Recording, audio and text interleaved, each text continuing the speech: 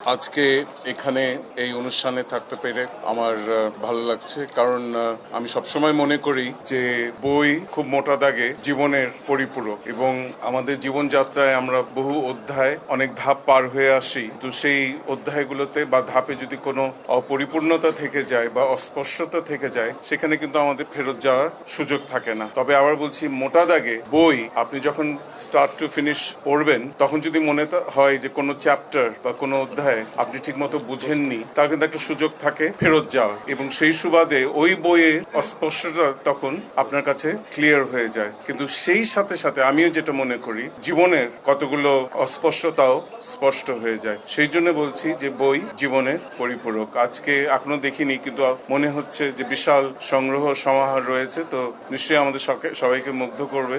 তবে আমি আমার খুব প্রিয় লেখক, সাহিত্যে নোবেল বিজয়ী ওরহান পামুক, তুরস্কের, তো উনি একটা বই লিখেছিলেন সাইলেন্ট হাউস। সেটা বাংলা অনুবাদ আমি খুঁজছিলাম, তো কোথাও পাওয়া যায়নি। আশা করি সামনের আপনাদের যখন বই মেলা হবে, তখন কেউ আপনাদের মধ্যে থেকে সেটা অনুবাদ করবেন। তো সেটি ইংরেজিতে আমাকে পড়তে হচ্ছে। এই 5টি লাইন দিয়ে আমি এতক্ষণ যেটা বললাম সে কথাটাই বলেছেন আরো অনেক সুন্দরভাবে। তো সেটা আমি আপনাদেরকে ইংরেজিতেই পড়ে শোনাচ্ছি। সেটা হচ্ছে, and this is I'm quoting from Orhan Pamuk, and this is from the book Silent House. You can't start out in life. That's a carriage ride you only take once. But with a book in your hand, no matter how confusing and perplexing it might be, once you've finished it, you can always go back to the beginning. If you like, you can read it through again in order to figure out what you couldn't understand before. And this is the catch. And in order to understand life. So, thank you. ধন্যবাদ।